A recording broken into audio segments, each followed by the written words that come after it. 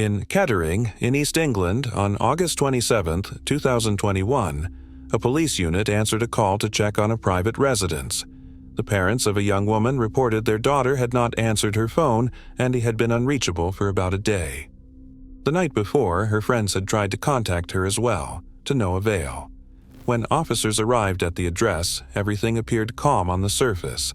The gate was closed, a car stood in the driveway, the front door was locked from inside. But as soon as the officers stepped inside, the scene told the full scale of the tragedy. On the kitchen floor lay a man with a deep wound to his neck. Upstairs, in the bedroom, was the young woman. Neither required medical aid. Maddie Durden Hollamby was born on April 21, 1999, in the small village of Weblington in the county of Cambridgeshire. Her childhood was spent in a tight-knit family circle with her parents, Steve and Rachel, and younger brother Fabian. In the village, everyone knew each other, and local events like school fairs and dance nights were part of everyday life. From an early age, Maddie stood out for her discipline, her thoughtful manner toward others, and her ever-present smile. Dance became her first serious passion. She competed in contests across the UK, honed every movement, never missed a rehearsal. Teachers said she had a rare combination of persistence and ease in social interaction, qualities that later served her well in her work. After school, Maddie chose a career in marketing. She began at Halo Mass Group, where her father was the head of the department. Colleagues recalled that she settled in quickly, proposed new ideas, and wasn't afraid to take responsibility. Maddie was not naive. She knew exactly what she wanted. For her family, she remained a pillar, polite, mature beyond her years, and internally strong. That was how everyone knew her, until the moment her name first appeared in the news in connection with very different events. When Maddie joined Halo Mass Group, the marketing department was already being overseen by Benjamin Green, a man who was both respected and feared at the company. At that time, he was 42 years old, from Yorkshire with a solid track record, influential contacts, and a charisma not often seen in the corporate world. His presence in the office was unmistakable. He spoke with confidence, made an impression, inspired trust. Benjamin graduated from the University of Manchester, where he studied communications and management. He built his career quickly. By the early 2000s, he held a senior leadership role and was considered a specialist capable of advancing any project. On the surface, a successful professional, a charismatic leader, a role model for his subordinates. But behind the facade of confidence lay a personal history far from smooth. He had been married for about 10 years and had 3 children. He lived in Liverpool. The marriage ended in divorce in 2007. Officially, the cause was differences, but unofficially, his ongoing infidelities. People around him knew him as someone who didn't accept limitations and took refusal badly. Even while married, he maintained relationships with younger women. Among acquaintances and former partners, the same traits came up again and again: charm, generosity, attention, until things ran on his terms. But the moment a woman showed any independence, he turned into someone else: caustic, demanding, belittling. People around them chalked it up to typical male temperament or work stress. But what hid beneath was something far deeper: a pathological need for control. Benjamin built relationships on dominance. He was a master of first impressions, knew how to win you over and how to make you trust him. But his interest quickly morphed into a drive to subdue. In the professional world, especially among women colleagues, this was quietly known. Newcomers were warned, often in whispers, to watch their backs. He was talked about, not named, yet the tone carried clear caution. When a young, talented, ambitious employee named Maddie Durden Hollamby joined the marketing team, Benjamin zeroed in on her. The 20-year age gap didn't deter him. It was, in his mind, an advantage.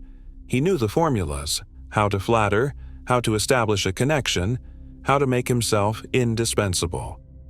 To Maddie, he appeared as a respected leader, a source of career experience. To Benjamin, she became his next target, proof of his power. In that blend of confidence, high status, charisma, and drive to dominate, the seeds of tragedy were planted. At that time, no one could have predicted that beneath the polished veneer lay a deeply entrenched destructive pattern of behavior. Their relationship started in late 2019. At work, they projected the image of a flawless couple, always in control. Despite her efforts to keep distance, Maddie found herself increasingly reliant on his approval. Benjamin outwardly showed concern, but behind that concern was a tightening grip on her life. What began as interest became a means of control. In spring of 2021, Maddie received an offer to join Keyline Company, a chance for independent career growth. Her decision to change jobs became a turning point in their relationship. For her, it was a step forward. For him, it was a blow to his ego. From that moment, their relationship shifted. He lost control for the first time, and she began to wake up to her desire for freedom. After Maddie moved to the new company, the boundaries between work and personal life began to blur. Although Benjamin was no longer her boss, he acted as though he still had the right to dictate every aspect of her life. The first signs of pressure appeared in small ways. He asked where she had lunch, who she talked to, why she didn't answer right away. Gradually, those questions became interrogations.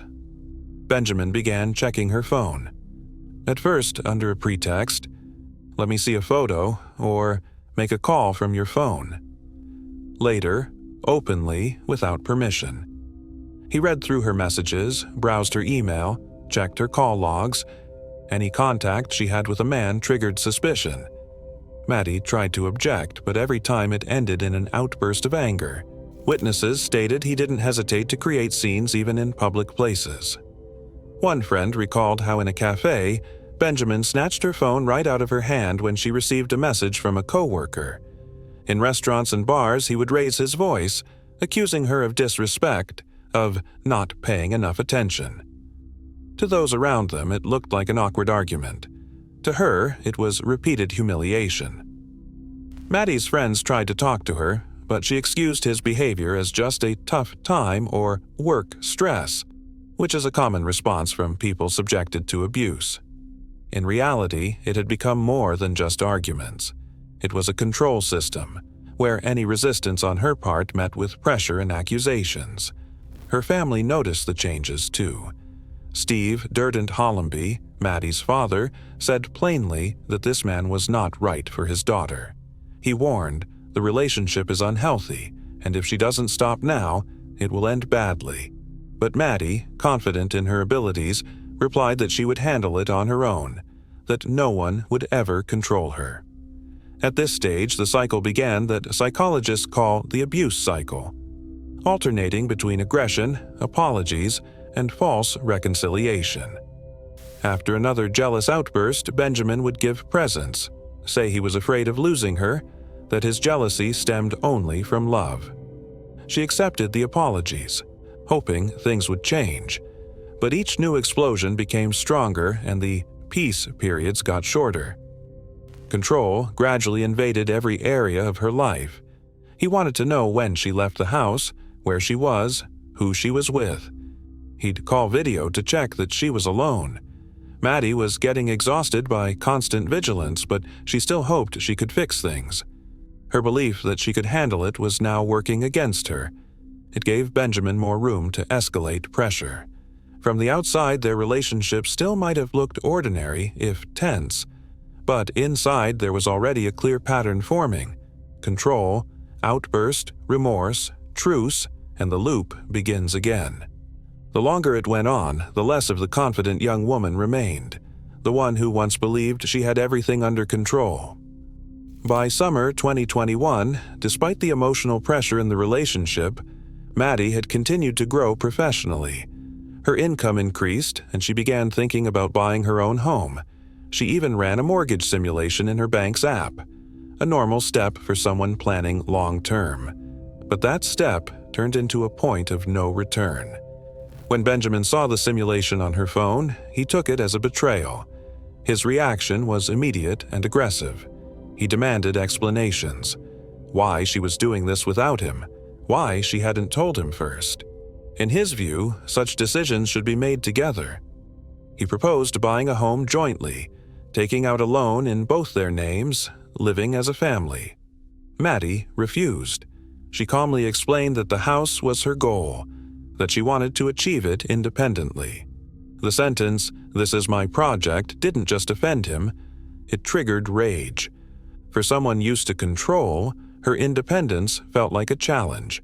That was his first open refusal he couldn't suppress. After that, they had a heavy conversation that quickly escalated into a fight. Benjamin accused her of selfishness, claimed she was pulling away, acting cold and ungrateful. When Maddie tried to defuse the conflict, he shifted tactics, telling her she was not herself, that she was imagining problems, that she ought to see a doctor. This is classic gaslighting, manipulation where the abuser makes the victim doubt their own sanity. In the days that followed, he acted as though nothing had happened, texting, suggesting they meet, saying he loved her. But the tension didn't vanish. For the first time, Maddie seriously began asking herself if she should continue the relationship. She brought it up with friends, the same friends who had warned her about his behavior earlier.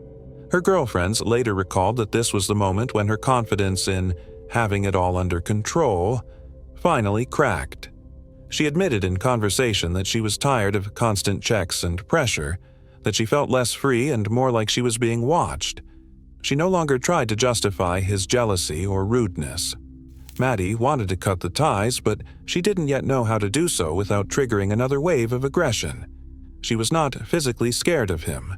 She simply knew that any move to distance herself would result in accusations, tears, and renewed attempts to bring her back under his control. In her circle, this episode, the one involving the house, would later be called the first moment she stopped being in his frame of reference. To Benjamin, her refusal was not just a disagreement, it was a symbol of loss of power. And for her, it was the first step toward the decision that would someday return her freedom, though in the end, it would cost her life. After the fight over the house, things between Maddie and Benjamin became increasingly tense, though outwardly they still looked stable.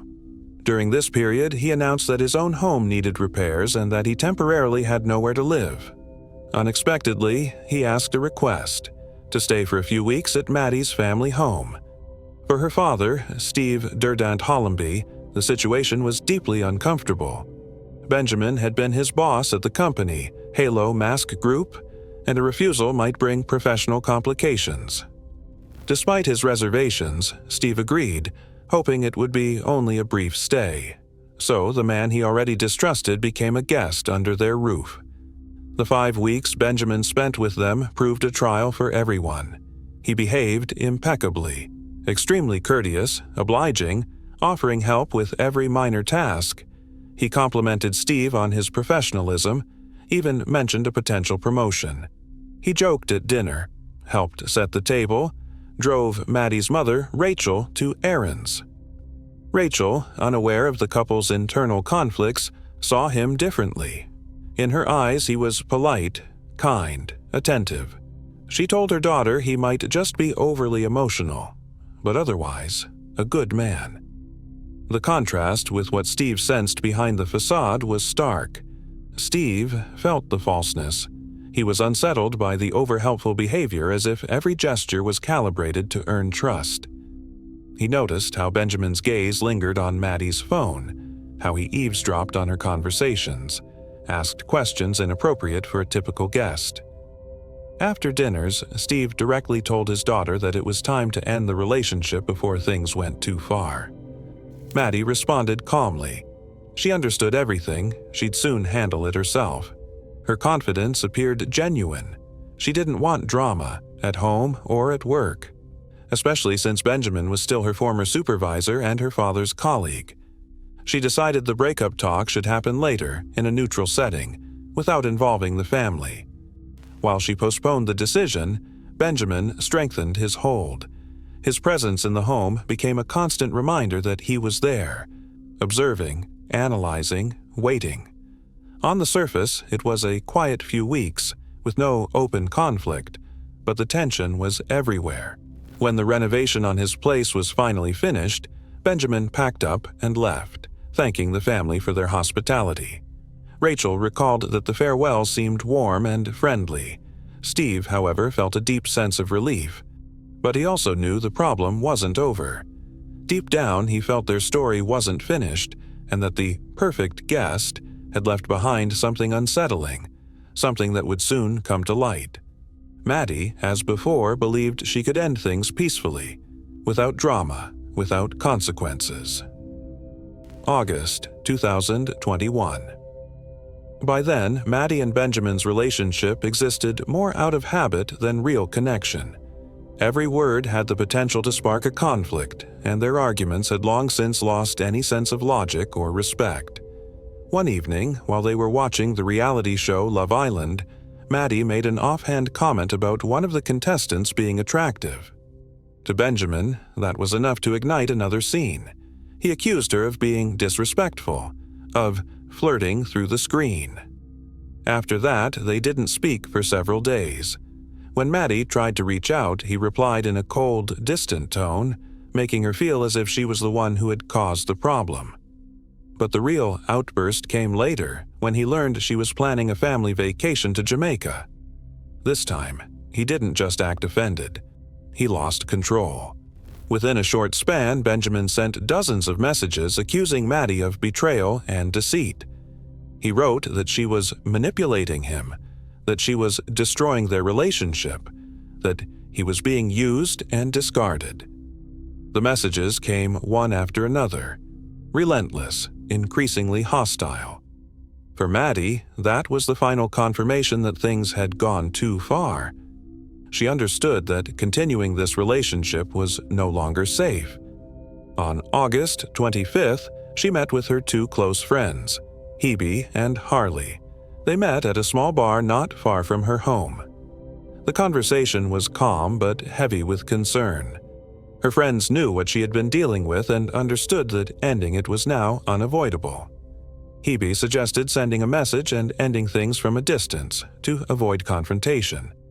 Harley insisted she involve her father, worried about her safety. But Maddie refused both options. She said an adult should be able to handle their own problems. Her decision was firm. She would go to him and end it face to face, calmly and finally. She didn't want to appear weak, didn't want anyone to intervene on her behalf, but deep down, she knew there was risk. The next day, before leaving her home, she sent a message to her friends at 5:51 p.m. "If you don't hear from me in an hour, call." That was the last message ever sent from her phone. After that, all communication stopped. Her friends waited for a reply, texting, calling, but no response came. As evening fell, they realized Maddie had been out of contact far too long. At first, no one wanted to imagine the worst. Maybe the talk had taken longer than expected. Maybe things had just gotten complicated. But as the hours passed, her screen stayed dark, and so did the hope that everything was fine. The night of August 26th, 2021. Maddie's phone stayed silent. Her friends Hebe and Harley sent dozens of messages and tried calling her again and again, but there was no response. At first, they tried to convince themselves that the conversation had just gone longer than expected, that she'd be home later that night. But as every minute passed, their unease grew stronger. By midnight, they knew something was wrong. The problem was, neither of them knew Benjamin's exact address. He lived somewhere in the suburbs of Kettering, but Maddie had never said where exactly. They searched through their contacts, found his phone number, and tried calling. No answer. The silence on the other end was chilling. The next morning, August 27th, Hebe decided to call Maddie's mother, Rachel Durdant Hollamby. She told her that Maddie hadn't come home and still wasn't answering. Rachel immediately called her husband. Steve, who was already on the road, decided to drive straight to the office, the same one where Benjamin worked. He hoped Benjamin would know where Maddie was, or maybe she was there with him. But when he arrived, the office was empty. At around 1:30 p.m., local police received a call asking for a welfare check at a home in Kettering. When officers arrived, everything looked calm from the outside. A car was parked in the driveway, the door locked from the inside. But as soon as they stepped in, it became clear. There was nothing left to save. In the kitchen, they found a man's body. It was Benjamin Green. Investigators determined that he had taken his own life. There was a deep wound to his neck, a knife nearby, and several shallow cuts on his arms, the kind often seen before a final, fatal act. Upstairs, in the bedroom, was Maddie. She was lying near the bed, her phone beside her. The screen cracked. There were traces of blood on the floor and a fallen lamp, but no signs of a violent struggle. Everything pointed to a sudden, brief attack. Forensic experts later confirmed the cause: 4 stab wounds, 3 to her shoulder and 1 fatal wound to the chest, directly to the heart. Afterward, Benjamin most likely stayed in the house alone. He didn't attempt to clean the scene or call for help. Within minutes, he used the same knife to end his own life. As investigators pieced the timeline together, one thing became clear. This wasn't an accident or a momentary loss of temper. It was a deliberate act by someone who couldn't accept losing control. The home Maddie entered that day, intending to end the relationship, became the place from which neither of them would return. Detectives and forensic teams began their work immediately after arriving. The house was examined in detail, and early results ruled out outside involvement. Every door and window was locked from the inside, and there were no signs of forced entry. On the floor, only minimal traces of a struggle, not the kind consistent with an attack by a third party. On Maddie's wrist, her smartwatch was still recording data that would later prove crucial. According to experts, the device registered a sudden spike in her heart rate at 5:56 p.m., followed by a complete stop at 5:58. That narrow 2-minute window matched exactly the time her friend's messages stopped receiving any reply.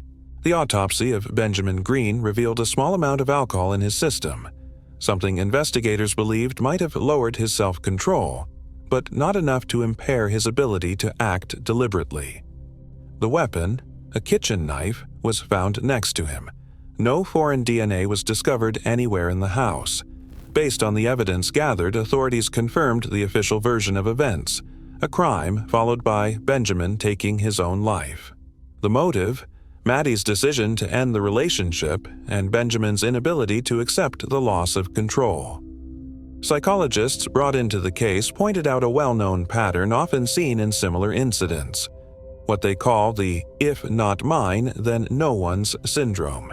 It describes people with controlling or narcissistic traits who interpret a breakup not as the end of a relationship, but as a personal humiliation.